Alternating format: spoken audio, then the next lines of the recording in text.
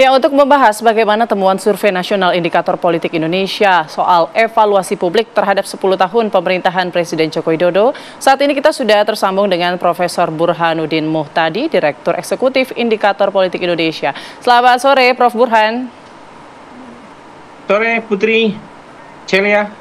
Baik. Prof. Burhan, mungkin boleh disajikan seperti apa hasil survei tingkat kepuasan masyarakat terhadap 10 tahun masa pemerintahan Presiden Joko Widodo. Silakan, Prof. Ya, jadi kita menampilkan data longitudinal bahkan sejak pada masa Ibu Mega sebagai presiden hingga terakhir survei yang kami lakukan untuk memotret jelang berakhirnya masa pemerintahan Jokowi. Nah, dari data yang kita tampilkan, kita zoom in khususnya 2 periode terakhir pemerintahan Jokowi.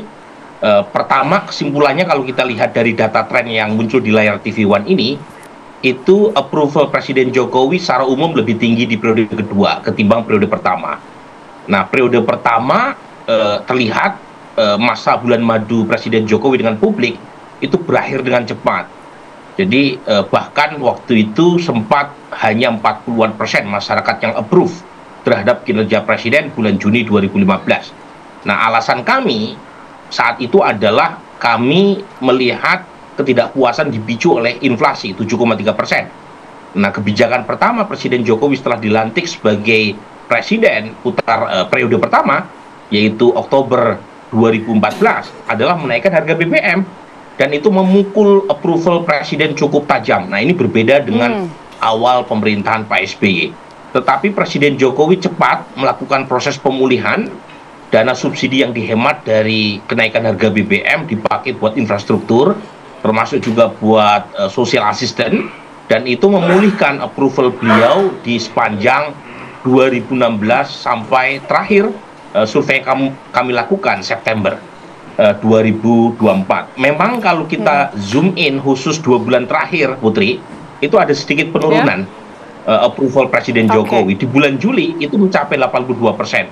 Terakhir 75%. Ada terkoreksi sekitar 7% dibanding 2 bulan lalu, tapi overall masih cukup tinggi tingkat kepuasannya. Oke, terjadi penurunan begitu ya, Prof. Burhan. Kira-kira faktor apa saja yang membuat penurunan itu terjadi cukup tinggi ya, 7% penurunannya? Ya, betul. 2 bulan terakhir 7% penurunannya. Nah, untungnya approval Presiden Jokowi baseline-nya tinggi di periode kedua. Jadi turun 7%, tetapi dari 82% masih cukup aman di angka 75%. Faktor utamanya, Celia, itu ada 2 ya. Pertama adalah mulai munculnya atau meningkatnya sentimen negatif terkait dengan kondisi ekonomi nasional. Jadi kebetulan kalau kita lihat belakangan kan ada fenomena deflasi, di mana sebagian orang menunjuk pada mulai turunnya daya beli masyarakat. Kemudian juga yang kedua penyebab utamanya adalah aksi kawal MK. Jadi kita melakukan analisis regresi, semakin setuju publik terhadap aksi kawal MK yang saat itu dilakukan dalam rangka merespon inisiatif dari pemerintah dan DPR untuk menganulir keputusan MK berkaitan dengan Undang-Undang Pilkada. Semakin setuju terhadap aksi ini, semakin tertekan approval Presiden Jokowi. Nah, 2 peristiwa itu saya kira yang membuat approval Presiden agak terkoreksi selama 2 bulan terakhir. Baik. Dinamika politik juga menjadi faktor ya, kemudian angka tersebut terkoreksi sebesar 7%. Tapi kalau misalnya, Prof, jika dibandingkan dengan masa kepemimpinan presiden-presiden sebelumnya, apakah mungkin tren dari Presiden Jokowi ini tingkat kepuasannya justru lebih baikkah, atau sebetulnya kita pernah punya angka yang lebih tinggi daripada 75% ini? Ya, secara umum approval Presiden Jokowi relatif lebih tinggi dibanding presiden-presiden sebelumnya. Kita punya data hingga pada masa Ibu Mega. Pada masa Ibu Mega approval Presiden bahkan jauh di bawah ya. Bahkan lebih baik approval Presiden SBY maupun Presiden Jokowi. Nah, saat itu memang inflasi cukup tidak terkendali, yang membuat approval pemerintahan Ibu Mega itu tidak sebaik 2 presiden sebelumnya. Nah, pada masa Pak SBY kita tampilkan juga inflasi yang cukup tinggi, terutama di periode pertama. Ya. Jadi tetapi periode kedua Pak SBY hingga 2 periode terakhir Pak Jokowi itu inflasi betul-betul ditekan hingga di bawah 5%. Jadi inflasi ini serius ini, punya korelasi yang cukup kuat untuk menjelaskan tingkat kepuasan terhadap kinerja pemerintah, yaitu semakin tinggi inflasi itu biasanya masyarakat semakin marah terhadap pemerintah.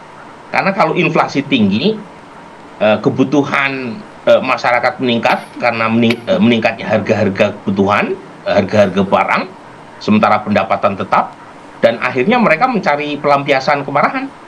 Nah, sementara kalau inflasi rendah, itu masyarakat happy.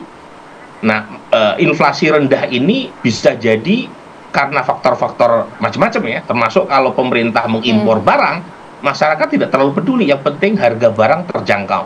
Nah, kebetulan kalau kita lihat, inflasi 2 periode terakhir Presiden Jokowi, itu sangat rendah. Di periode pertama cuma 4,14%, rata-rata inflasi. Nah, ini data kami ambil dari data BI year on year ya. Kemudian di periode kedua itu 2,84% rata-rata inflasi pada masa periode Pak Jokowi 2019-2024. Ini faktor utama yang membuat pada masa Pak Jokowi approval-nya relatif terjaga karena beliau sukses melakukan rezim inflasi rendah.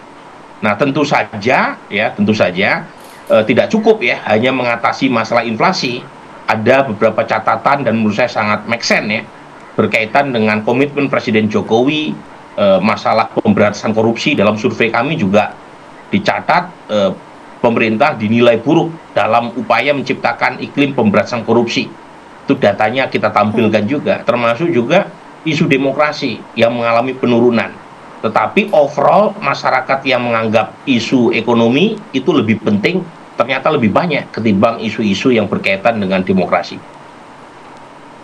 Oke, kalau tadi kita lihat Putri ya, ini ternyata cukup tinggi ya, 75% dari presiden-presiden sebelumnya. Tapi Prof. Burhan, kira-kira poin apa saja yang kemudian ini menurut masyarakat adalah puas sekali dengan pemerintahan Presiden Jokowi saat ini? Mungkin 3 poin teratas? Iya, pertama tentu menjaga inflasi ya, itu yang paling tinggi ya. Tetapi ada beberapa variabel lain yang berkaitan dengan Presiden Jokowi dianggap sukses menjaga iklim toleransi keberagamaan. Kemudian yang berikutnya yang paling tertinggi kedua adalah masalah infrastruktur dan transportasi umum. Kemudian pelayanan kesehatan. Nah, ini top 3 yang dianggap rapot birunya Presiden Jokowi. Tetapi kita juga punya pertanyaan khusus yang kita tanyakan kepada responden selain public approval secara umum, yang menunjukkan Presiden Jokowi dan pemerintahannya dianggap kurang sukses menyelesaikan masalah. Ini kita anggap sebagai rapot merahnya. Nah, 3 yang paling merah menurut masyarakat adalah pemberantasan korupsi, itu tingkat yang mengatakan baik di bawah 50%. Yang berikutnya adalah penyediaan lapangan pekerjaan, itu juga dianggap kurang dari pemerintahan Presiden Jokowi. Hanya kurang lebih 44% yang menilai bahwa pemerintah baik dalam penyediaan lapangan pekerjaan, mayoritas mengatakan tidak. Dan terakhir, dan ini berhubungan dengan masalah penciptaan lapangan pekerjaan, yaitu mengurangi jumlah pengangguran. Itu yang paling minus. Hanya 39% masyarakat yang mengapresiasi kinerja pemerintah dalam mengurangi jumlah pengangguran. Nah, itu rapot merahnya. Nah, tentu masyarakat fair di sini. Pada titik tertentu ketika pemerintah dianggap sukses dan punya kredit, punya perbaikan, masyarakat yang terjaring dalam survei kami ada 3.550 responden mengapresiasinya, memberi kredit, tetapi ada juga poin-poin atau item-item yang dinilai masih kurang. Dan ini bagian dari PR yang harus dikerjakan oleh pemerintahan mendatang.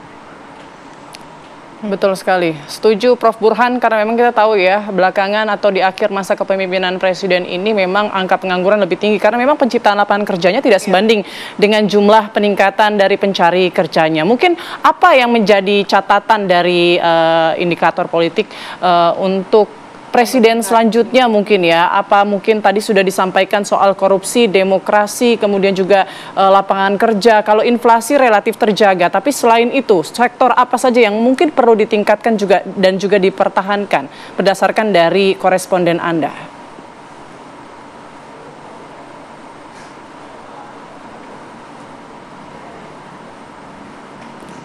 Prof. Burhan.